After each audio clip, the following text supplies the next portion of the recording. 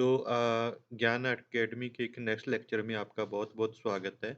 आज हम जो टॉपिक डिस्कस करने वाले हैं वो टॉपिक है किंगडम प्लांट का algae part 2। Basically previous lecture में अपने एल्गी पार्ट 1 को कवर किया था जिसमें एल्गी की बेसिक डिस्क्रिप्शन को हमने डिस्कस किया था। तो आज हम उसकी कंटिन्यूटी में क्लासिफिकेशन सिस्टम है जो एल्गी में एल्गी को हम बेसिकली थ्री क्लासेस में क्लासिफाई करते हैं और जो थ्री क्लास क्लासिफिकेशन सिस्टम है एल्गी का उसको हम अच्छे से डिस्कस करेंगे। उसके बारे में स्टेप बाय स्टेप आज के लेक्चर में डिस्कस किया जाएगा। So let's start with for the topic. Just a minute.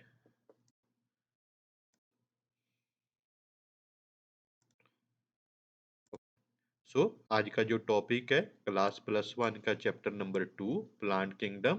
और प्लांट किंगडम में क्लासिफ एल्गी की क्लासिफिकेशन को डिटेल में हमने आज के लेक्चर में डिस्कस करना है। अगर हम एल्गी को अगर क्लासिफाई करने की कोशिश करें ना तो एल्गी को हम बेसिकली तीन क्लासेस में क्लासिफाई कर सकती है। सबसे पहले है क्लोरोफेसिए। क्लोरोफेसिए जो एल्गी रहती है उसको हम ग्रीन एल्गी भी बोलते हैं। ओके, ग्रीन एल्गी क्यों बोलते हैं? क्योंकि इसके बीच में जो पिगमेंट रहते हैं उनका जो ओवरऑल इंप्रेशन होता है हमें जो देखने को मिलता है वो ग्रीन कलर का देखने को मिलता है। ठीक है। सेकंड क्लास की जो एल्गी है वो फियोफेसिए बोलती हैं उसको। फियोफेसिए इसलिए बोलते हैं क्योंकि इसका जो कलर है ब्राउन कलर का रहता है, ब्राउन कलर की एल्गी। ओके देखो, और जो थर्ड क्लास जो एल्गी की है वो है रोडोफेसिए। रोडोफेसिए का मतलब है रेड कलर की एल्गी। जैसा कि मैं इस फिगर में दिखा रहा हूँ, फिगर नंबर 1 जो है वो है ग्रीन एल्गी जिसको क्लोरोफेसिए बोलते हैं। फिगर नंबर 2 में जो मैं दिखा रहा हूँ, फिगर नंबर 2 में वो है फियोफेसिए जो ब्राउन कलर की एल्गी होती है।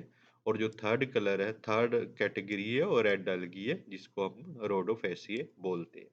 इसकी क्लासिफिकेशन सिस्टम काफ़ी इंपॉर्टेंट है क्योंकि क्लासिफिकेशन सिस्टम में जो तीनों तरह की एल्गीज हैं उसके बीच में जो डिफरेंसेस हैं वो डिफरेंसेस जो हैं वो कैसे कैसे एमसीक्यू में आएंगे उसके बारे में हम आपको डिस्कस करेंगे।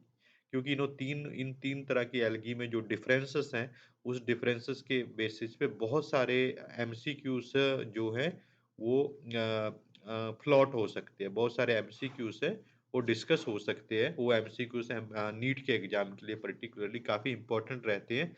इसलिए इस टॉपिक में पर्टिकुलरली जो तीन तरह की एल्गी है उसमें जो डिफरेंसेस है उसको आपको अच्छे से समझना है, उसको आपको अच्छे से लेके चलना है। ठीक है। तो अभी हम सबसे पहले हम क्लोरोफेसिए की बात करते हैं। क्लोरोफेसिए कुछ नहीं है, ये ग्रीन कलर की एल्गी है। ये मोस्ट कॉमन एल्गी रहती है जो हम डे टू डे लाइफ में इनकाउंटर करते हैं। जैसे कि आपने देखा होगा ड्यूरिंग रेनी सीजन, जब रेन रेन वाला सीजन जो बारिश का सीजन है वो रहता है, तो बारिश के सीजन में हियर एंड देयर आपको ग्रीन कलर की एक लेयर सी देखने को मिलती है, तो ग्रीन एल्गी की कैटेगरी है। सो ये हम बहुत कॉमन देखते हैं हियर एंड देयर। ओके, अगर हम इसकी डेफिनेशन की बात करें तो सबसे पहले ये यूनिसेलुलर भी हो सकते हैं। नंबर 1 कैटेगरी है ग्रीन एल्गी, यूनिसेलुलर भी हो सकती है।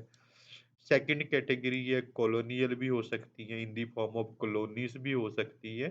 और जो ग्रीन एल्गी है उसकी जो स्ट्रक्चर ऑफ फिलामेंटस भी हो सकती है। ऐसे में इसकी जो शक्ल है इस कैसे दिखती है ये डिफरेंट डिफरेंट तरह से हो सकती है। Unicellular, it can be colonial और it can be filamentous. Okay, अगर मैं इसके कलर की बात करूं तो इसका जो कलर है ना ग्रास ग्रीन होता है particularly. Okay, grass green in colour होता है। उसका रीजन क्या है? उसका रीजन है इसमें पिगमेंट। इसमें कौन सा पिगमेंट होता है?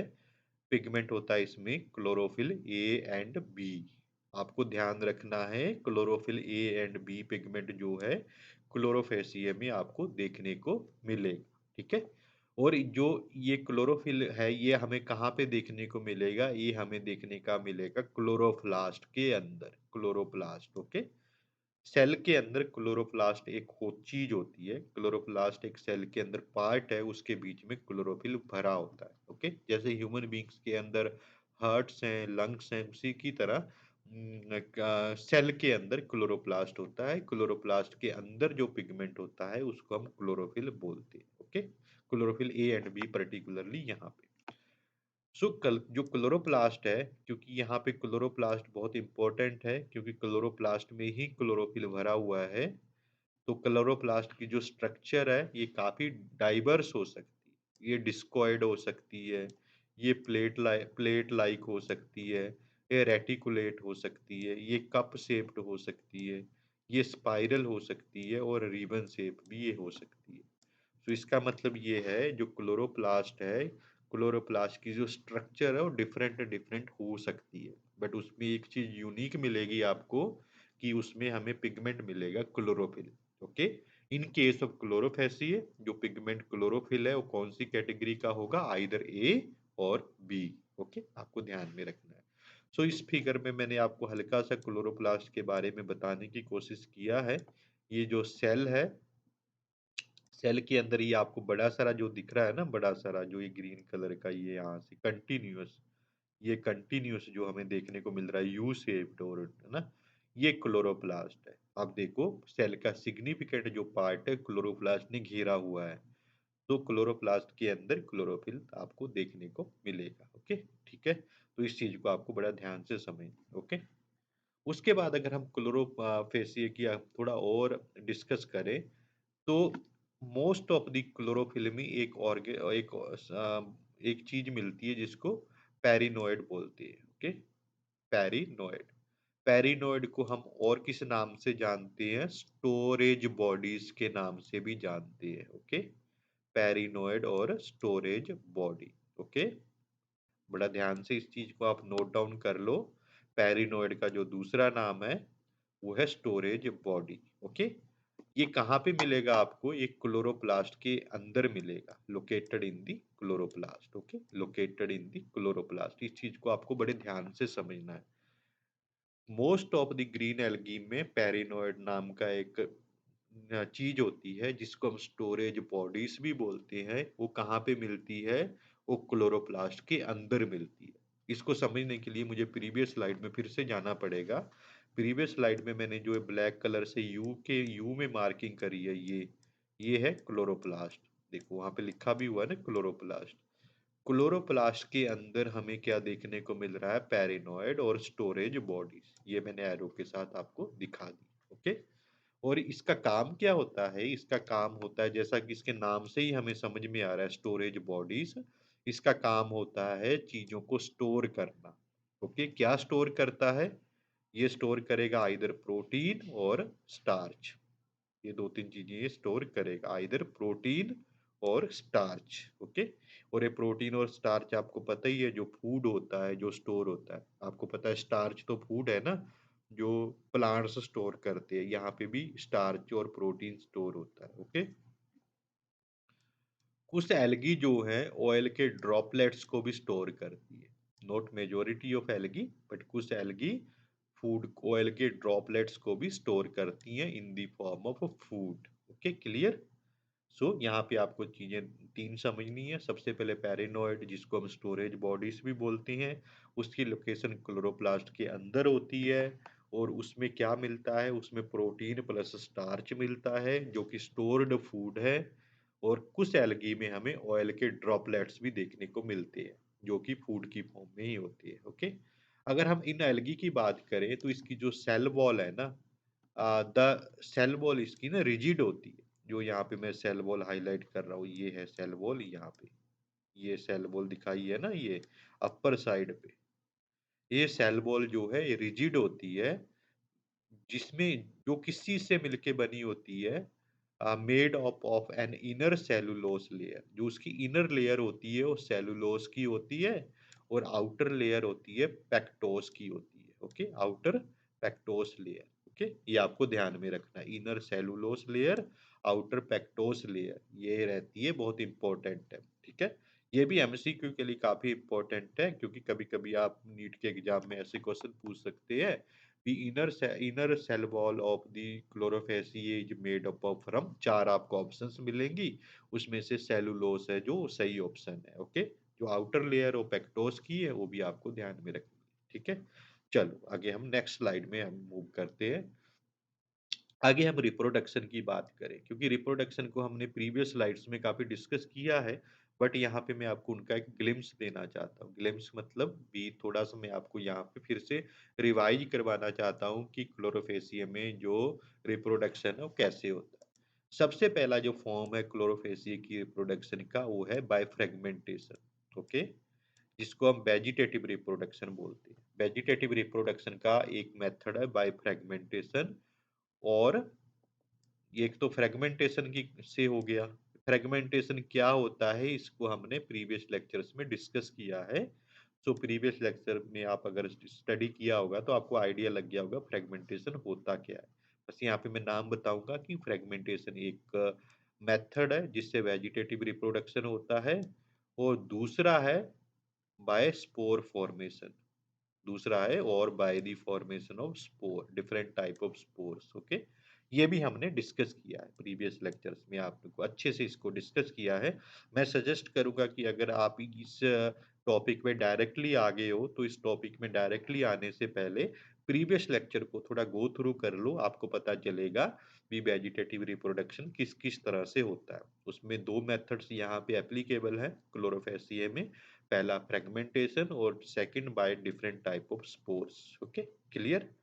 उसके बाद आ जाती है हम एसेक्सुअल रिप्रोडक्शन की, ओके? जब हम एसेक्सुअल रिप्रोडक्शन की बात करते हैं ना क्लोरोफेसिए में, तो उस कंडीशन में क्या होता है, फ्लैजिलेटेड जू स्पोर्स का यूज होता है, ओके? जो फ्लैजिलेटेड जू स्पोर्स का यूज होता है और ये फ्लैजिलेटेड जू स्पोर्स कहाँ पे बनते हैं, जूस्पोरेंजिया में बनते हैं। एक ऑर्गेनिज्म होता है और मतलब एक पार्ट होता है एल्गी का जिसको जूस्पोरेंजिया बोलते हैं, वहां पे आपको फ्लैजिलेटेड जू स्पोर आपको देखने को मिलेगी, ओके? सो ये जो जू स्पोर्स है ये आगे ग्रो करके अपना पर्टिकुलरली पूरे एल्गी को बना देती है। इस डायग्राम में भी मैंने दिखाया है, ये जू स्पोर है, ये देखो ना, यहाँ पे जू स्पोर है, ओके? जू स्पोर्स है। ये जू स्पोर्स आगे ग्रो करते हुए कंप्लीट एक एल्गी को प्रोड्यूस करेंगे, बट आपको यहाँ पे नाम याद रखना है। जो एसेक्सुअल रिप्रोडक्शन है, एसेक्सुअल रिप्रोडक्शन जू स्पोर्स के साथ होता है। और सेक्सुअल रिप्रोडक्शन तीन तरह से हो सकता है, आइसोगैमस भी हो सकता है, एनाइसोगैमस भी हो सकता है और ओगैमस भी हो सकता है।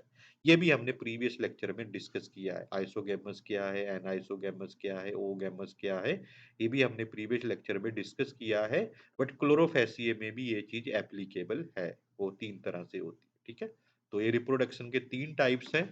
पहला वेजिटेटिव, उसमें पहला है वेजिटेटिव जिसमें फ्रेगमेंटेशन और स्पोर्स है। सेकंड है एसेक्सुअल जिसमें फ्लैजिलेटेड जू स्पोर्स यूज होते हैं। थर्ड है सेक्सुअल रिप्रोडक्शन जो कि आइसोगैमस, एनाइसोगैमस और ओगैमस तीनों तरह का हो सकता है in case of chlorophyceae, okay? Clear? चलो अभी नेक्स्ट स्लाइड में चलते हैं। इसके साथ हमारा सेकंड कैटेगरी स्टार्ट होती है जिसको हम बोलते हैं ब्राउन एल्गी, ओके? अगर हम ब्राउन एल्गी की बात करें तो मैंने पहले ही हाईलाइट कर दिया है, mostly they are marine, okay? इस चीज को आपको ध्यान में रखना। जैसे कि हमने अपनी डे टू डे लाइफ में भी देखा होगा, जब हम रेनी सीजन को देखते हैं तो रेनी सीजन में मोस्ट ऑफ द टाइम जो हमें एल्गी देखने को मिलती है वो ग्रीन कलर की होती है, ब्राउन कलर की नहीं होती। उसका रीजन ये है कि ब्राउन कलर की एल्गी जनरली मैराइन होती है, समुद्र के पास आपको देखने को मिलेगी, फ्रेश वाटर में इतना देखने को नहीं मिलेगी, ओके? सो इसका अगर हम शेप साइज की बात करें ना, तो इसका जो शेप एंड साइज है वो भी बहुत डाइवर्स होता है, okay? that can be simple branched, that can be filamentous, that can be uh, very highly branched or something like that, okay? सो इसका जो शेप एंड साइज है ना, तो ये काफी ज्यादा वेरी करता है। जैसे फिलामेंटस होता है, जैसे एक्टोपस एक एक्टोकॉर्पस एक एग्जांपल है जिसमें आपको फिलामेंटस मिलेगा, ओके? प्रोफ्यूजली ब्रांच्ड फॉर्म है, 100 मीटर की हाइट तक भी रहती है, ओके? सो एग्जाम्पल है कैल्प्स, कैल्प्स उसकी एक एग्जाम्पल है, ठीक है? तो इसका मतलब ये है, इसका शेप एंड साइज है ना काफी डाइवर्स है, यह छोटा भी हो सकता है, बड़ा भी हो सकता है, इसका डाइवर्स है। बस इंपॉर्टेंट चीज क्या है यहाँ पे, इसका पिगमेंट, ओके? इसमें क्लोरोफिल ए एंड सी मिलता है, क्लियर? क्लोरोफिल ए एंड सी आपको देखने को मिलेगा इन केस ऑफ फियोफैसिए, ओके? साथ के साथ यहाँ पे कैरोटीनॉइड्स भी देखने को मिलेंगे। कैरेटिनॉइड्स जो है ये भी पिगमेंट होते हैं, रेडिश ब्राउन कलर के उस तरह के पिगमेंट होते हैं। और पर्टिकुलरली यहाँ पे एंथोफिल्स भी देखने को मिलेंगे, ठीक है, एंथोफिल्स, ये एंथोफिल्स, ओके। सो इसमें क्लोरोफिल ए एंड सी है, इसमें बी नहीं है, याद रखना। बी हमें कहाँ पे मिलेगा? ग्रीन एल्गी में, ओके। सो बी यहाँ पे नहीं है, यहाँ पे ए एंड सी है। और कैरोटीन और एंथोफिल भी यहाँ पे मिलते हैं, जिसके कारण ये ओवरऑल जो इसका कलर है, ब्राउनिश कलर हमें देखने को मिला। ठीक है। सो इसका जो कलर है ना, ये कलर भी काफी वेरी करता है, olive green to brown. Okay, olive green से ब्राउन की रेंज में ये वेरी करता है, depending upon the amount of xanthophyll pigment. Okay, xanthophyll pigment fucoxanthin. अगर मैं फ्यूकोएंथिन की बात करूँ ना, तो फ्यूकोएंथिन का भी रिलेशन किसके साथ है? ब्राउन एल्गी के साथ है। सो एंथोफिल पिगमेंट फ्यूकोएंथिन, उनकी वजह से उसकी अमाउंट कितनी है उसके बेसिस भी ये ऑलिव ग्रीन से ब्राउन की रेंज में लाई करेगा। अगर अमाउंट ज्यादा है तो ब्राउन हो जाएगा, अगर अमाउंट कम है तो आपको ग्रीनिश ऑलिव ग्रीन देखने को मिलेगा। बट आप याद रखना, एंथोफिल्स एंड फिकोएंथिन्स जो चीजें हैं, इसको पर्टिकुलरली ब्राउन कलर प्रोवाइड करती हैं। Okay, clear? ये सारी चीजें आपको अच्छे से ध्यान में रखनी है। ठीक है। उसके बाद अगर हम इसकी बात करें, तो इसमें जो फूड होता है वो स्टोर्ड होता है कार्बोहाइड्रेट्स की फॉर्म में। पर्टिकुलरली ब्राउन एल्गी में जो फूड स्टोर होता है, कम्प्लेक्स कार्बोहाइड्रेट की फॉर्म में होता है। जैसे कि हमने ग्रीन एल्गी में पढ़ा था, पिछली बार पिछली स्लाइड्स में ग्रीन एल्गी में पढ़ा था, वहां पे स्टार्च एंड प्रोटीन होता है और ऑयल ड्रॉपलेट्स होते हैं कभी कभी। बट यहाँ पे क्या है, यहाँ पे कम्प्लेक्स कार्बोहाइड्रेट देखने को मिलेंगे। कम्प्लेक्स कार्बोहाइड्रेट में लेमिनेरियन एंड मैनिटोल बहुत इंपॉर्टेंट है। ये लेमिनेरियन और मैनिटोल, आपको ये चीज बड़ी ध्यान से याद रखनी है। लेमिनेरियन एंड मैनिटोल जो है, ये दो नाम है, ये फियोफैसिए के साथ एसोसिएटेड है, ब्राउन एल्गी के साथ एसोसिएटेड है। ठीक है। वेजिटेटिव सेल जो रहते हैं, उसमें सेलुलिक सेल वॉल होती है। ओके, सेलुलोज की सेल वॉल होती है, जो कि covered by gelatinous coat of algin. Okay, आपको ये चीजें भी बड़े अच्छे से ध्यान रखनी है। जो वेजिटेटिव सेल होता है फियोफेसिए का, जो नॉर्मल सेल होता है, उसमें जो सेल वॉल होती है वो सेलुलोज की बनी होती है। उसके ऊपर कवरिंग किसकी होती है? एल्जिन की कवरिंग होती है। उस एल्जिन की कवरिंग आपको कैसी देखने को मिलेगी? जेलेटिनियस देखने को मिलेगी, जेल की फॉर्म में। कहने का मतलब है उसके ऊपर एक आपको जेल सी देखने को मिलेगी, थोड़ा जेली जेली सा उसका टेक्सचर होगा।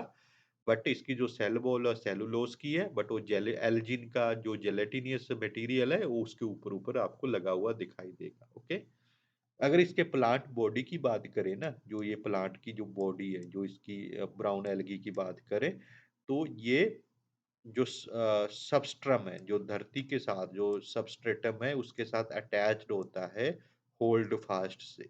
मैं यहाँ पे आपको दिखाना चाहूंगा, ये है होल्ड फास्ट। आप देखोगे ये धरती के साथ सबस्ट्रेटम के साथ होल्ड फास्ट के साथ अटैच होता है। ओके, और उसके साथ इसमें एक स्टाक भी होती है, और स्टाइप भी इसको बोलते हैं। यहाँ पे देखोगे ना, यहाँ पे दिखाया हुआ स्टाक और स्टाइप, ये देखो, इस टाइप के साथ ये आगे कंटिन्यूअस कंप्लीट बॉडी फॉर्म करता है, ऐसे करके। Okay, clear? और इसकी ओवरऑल अपीयरेंस है ना, leaf like photosynthetic organ organ की फॉर्म में। ठीक है। उसके बाद इसके ऊपर जो स्टाक है, जैसे सबसे पहले मैं आपको बताऊं, ये है होल्ड होल्ड फास्ट। ओके, ये है hold fast number one. Hold fast के साथ कौन सी चीज अटैच है? स्टाइप अटैच है, ये स्टाइप है। और स्टाइप के साथ एक आगे लीफ लाइक स्ट्रक्चर अटैच है, जिसको हम बोलते हैं ये FRONT, फ्रॉन्ट। ओके, सो ये ओवरऑल जो फ्रंट की स्ट्रक्चर है, किस तरह की देखने को मिलती है? लीफ की तरह देखने को मिलती है। Okay, leaf like photosynthetic organ.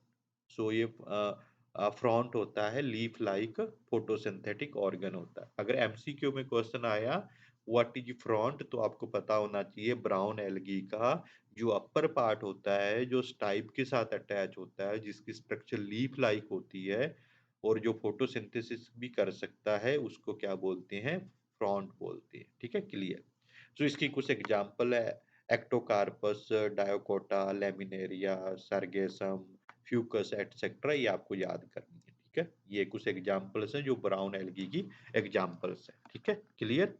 आगे हम इसकी अगर रिप्रोडक्शन की बात करें, तो इसकी जो रिप्रोडक्शन है वो बेसिकली 3 तरह से यहाँ पे भी आपको देखने को मिलेगी।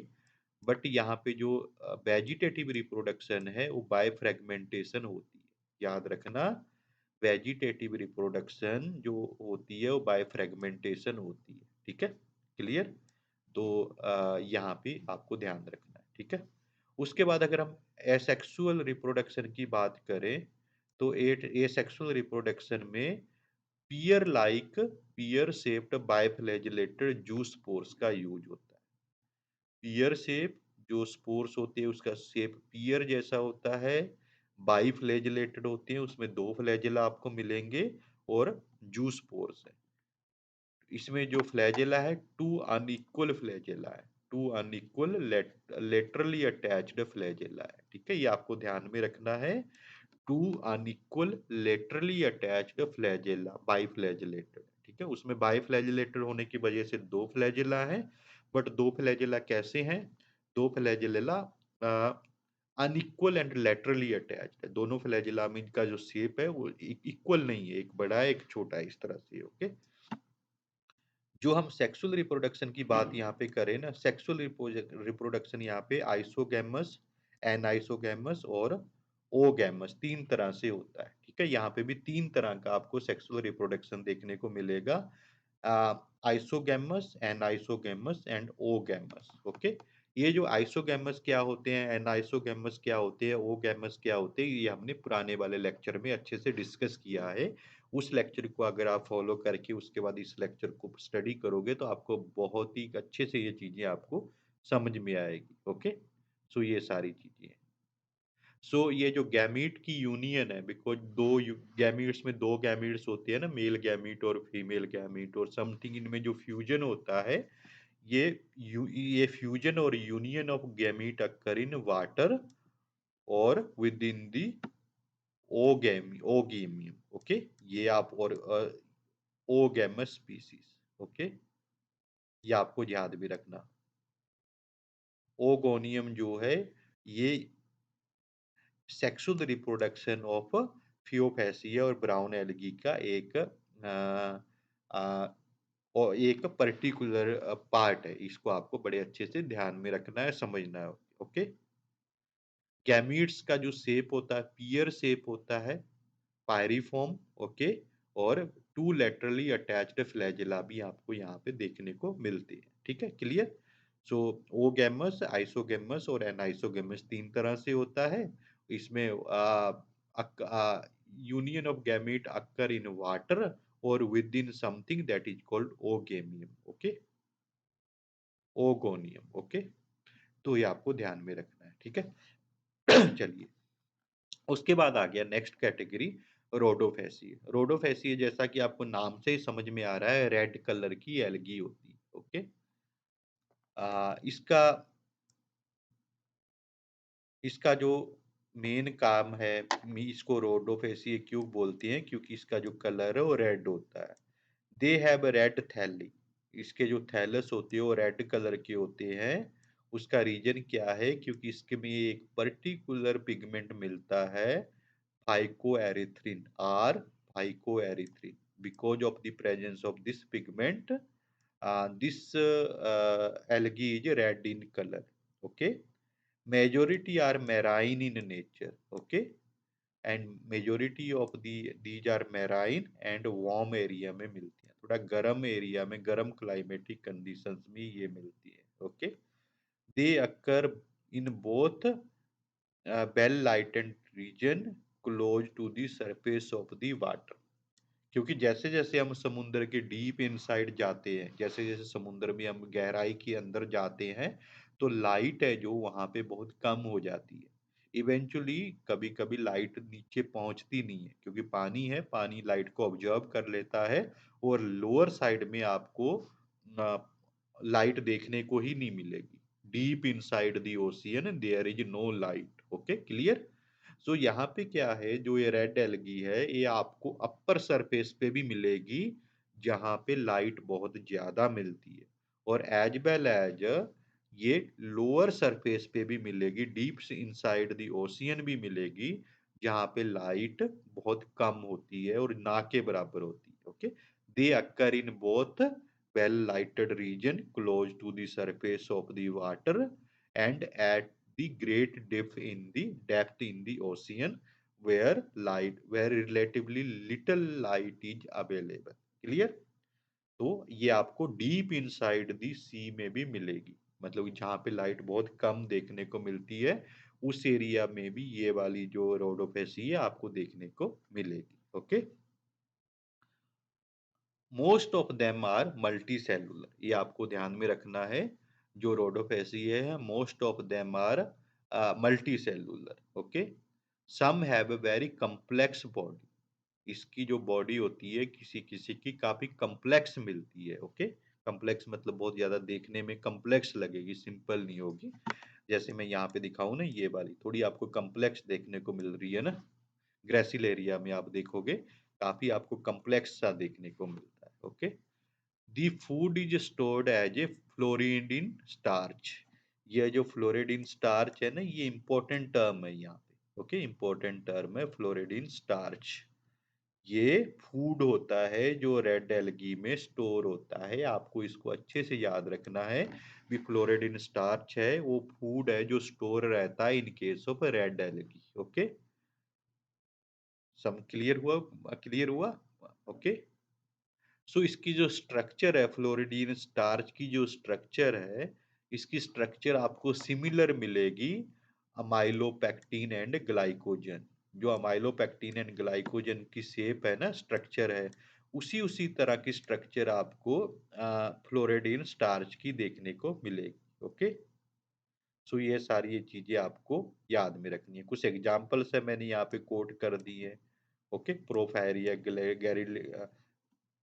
ग्रेसिलेरिया और इस तरह की, ये आपको याद करनी है। ठीक है, तो उसके बाद अगर हम इसकी रिप्रोडक्शन की बात करें ना, तो रिप्रोडक्शन की बात करते हैं तो रिप्रोडक्शन सबसे पहले वेजिटेटिव रिप्रोडक्शन बाय फ्रेगमेंटेशन होता है यहाँ पे। ओके, वेजिटेटिव रिप्रोडक्शन फ्रेगमेंटेशन के थ्रू यहाँ पे होता है। ठीक है, उसके बाद जब हम एसेक्सुअल रिप्रोडक्शन की बात करें बाय नॉन मेटाइल स्पोर्स, ये डिफरेंस है यहाँ पे।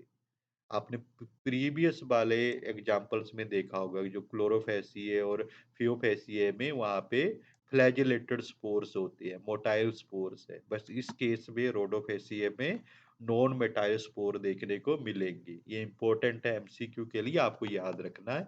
इस कंडीशन में स्पोर क्या है? नॉन मोटाइल है। ओके,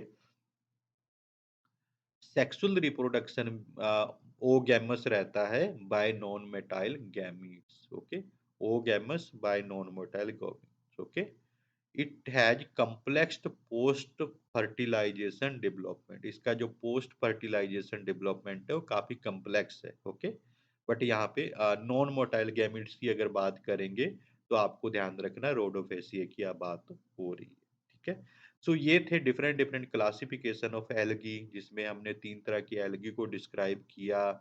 उसमें क्या क्या डिफरेंसेस हैं, क्या क्या उसके यूनिक फीचर्स हैं, उसको आपको डिस्क्राइब किया।